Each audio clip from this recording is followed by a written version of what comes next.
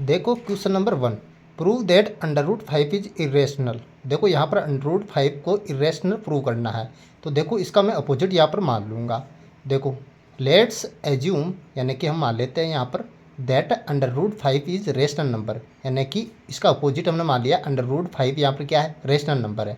ठीक है, अब देखो अगर यहाँ पर अंडर रूट 5 रेशनल नंबर है तो रेशनल नंबर को किस फॉर्म में लिख सकते हैं हम, पी अपॉन क्यू के फॉर्म में इसको लिख सकते हैं।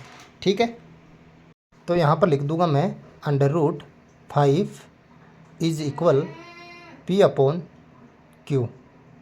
ठीक है, अब यहाँ पर देखो पी और क्यू क्या है, यहाँ पर ध्यान रखना पी और क्यू जो है यहाँ पर को प्राइम नंबर है और क्यू जो है जीरो के बराबर नहीं है, यानी Q is not equal zero. तो मैं यहाँ पर लिख दूंगा where P and Q are coprime numbers and Q is not equal zero.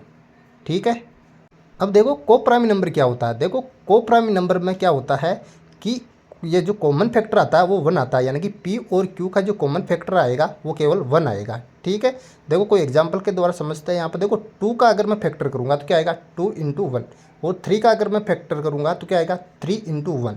देखो इनका कॉमन फैक्टर क्या आ रहा है, यहाँ पर इनका कॉमन फैक्टर आ रहा है 1। इसका मतलब क्या, इसका मतलब ये हुआ कि 2 और 3 क्या है यहाँ पर को प्राइम नंबर्स है। उसी तरीके से P और Q भी यहाँ पर क्या है, को प्राइम नंबर्स है। अब आगे मैं जो है यहाँ पर करूँगा क्रॉस मल्टीप्लाई, इनको अंडर रूट 5 को Q से मल्टीप्लाई कर दूंगा और P को नीचे जो है 1 से मल्टीप्लाई कर दूंगा। ठीक है, तो अंडर रूट 5 को करो Q से मल्टीप्लाई, अंडर रूट 5 को Q से मैं मल्टीप्लाई करूँगा तो क्या आएगा यहाँ पर अंडर रूट 5 Q, और P को जो है 1 से मल्टीप्लाई कर दो इसे, यहाँ पर P को 1 से मल्टीप्लाई किया तो क्या आया P। अब मैं क्या करूँगा, दोनों तरफ स्क्वायर कर दूंगा, तो नाउ स्क्वायरिंग बोथ साइड, यानी कि दोनों तरफ आप जो है स्क्वायर कर दो यहाँ पर। ठीक है, तो मैं जो है यहाँ पर अंडर रूट 5 क्यू का इधर जो है स्क्वायर कर दूंगा, under root 5 Q whole square आ जाएगा यहाँ पर। ठीक है, इज इक्वल, और पी का होल स्क्वायर कर दो यहाँ पर, पी का यहाँ पर जो है होल स्क्वायर आ जाएगा, यानी कि दोनों तरफ मैंने स्क्वायर यहाँ पर कर दिया। अब देखो अंडर रूट 5 क्यू का होल स्क्वायर में करूँगा तो अंडर रूट 5 का स्क्वायर आएगा 5 और क्यू का स्क्वायर हो जाएगा क्यू स्क्वायर, यानी कि 5 क्यू स्क्वायर आएगा, इज इक्वल पी का होल स्क्वायर करो यहाँ पर पी स्क्वायर आ जाएगा यहाँ पर। ठीक है, अब देखो ये 5 जो है क्यू स्क्वायर के साथ मल्टीप्लाई में है, इधर इधर आते ही ये पी स्क्वायर के डिवाइड में चला जाएगा, तो Q square is equal P square upon 5। ठीक है, अब देखो यहाँ पर पी स्क्वायर जो है 5 से डिवाइड हो रहा है यहाँ पर, इसका मतलब ये हुआ कि पी भी जो है 5 से डिवाइड होगा यहाँ पर। देखो एक एग्जांपल के द्वारा समझाता हूँ मैं, यहाँ पर कर रहा हूँ मैं 5 का स्क्वायर। ठीक है, 5 का स्क्वायर करेंगे तो कितना आएगा 25 आएगा। देखो यहाँ पर 25 जो है 5 से डिवाइड हो रहा है, तो यहाँ पर देखो ये 5 है, ये भी जो है 5 से डिवाइड होगा। ठीक है, उसी तरीके से यहाँ पर पी स्क्वायर अगर 5 से डिवाइड हो रहा है तो पी भी 5 से डिवाइड होगा। ठीक है, तो मैं लिख रहा हूँ यहाँ पर if p square is divisible by 5 then p will also be divisible by 5। अब जो है यहाँ पर ये इक्वेशन दे रखी है आपको, इसको नाम दे दूंगा इक्वेशन फर्स्ट।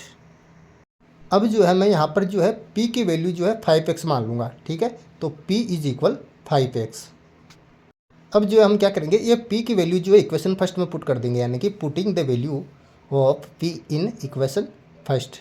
देखो इक्वेशन फर्स्ट क्या है यहाँ पर, देखो 5q स्क्वायर इज इक्वल, यहाँ पर p की जगह जो है p की वैल्यू रख दो 5x, तो ये अंक p की जगह 5x रख दिया, ऊपर स्क्वायर लगाया तो होल स्क्वायर यहाँ पर कर दूंगा।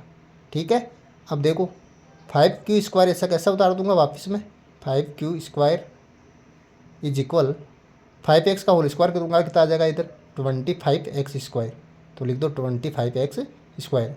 अब देखो ये 5q स्क्वायर के साथ मल्टीप्लाई में इधर आ जाएगा डिवाइड में, यहाँ है ना, q square is equal 25x square upon ये 5 आ जाएगा। अब 25 को जो है 5 से डिवाइड किया कितना आएगा 5।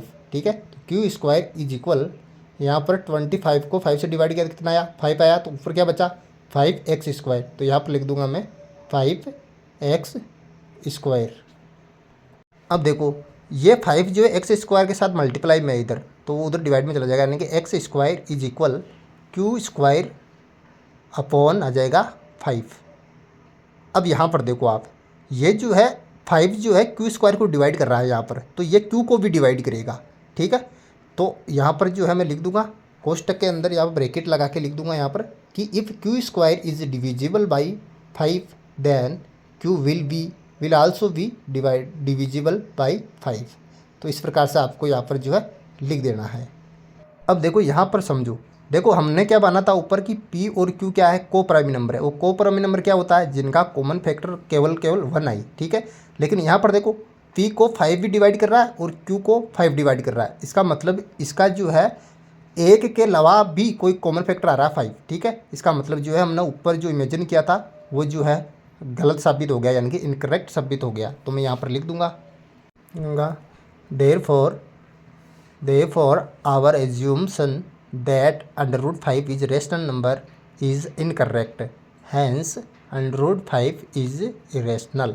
इस प्रकार से यहाँ पर जो है लिख देना है, ठीक है, वेरी सिंपल।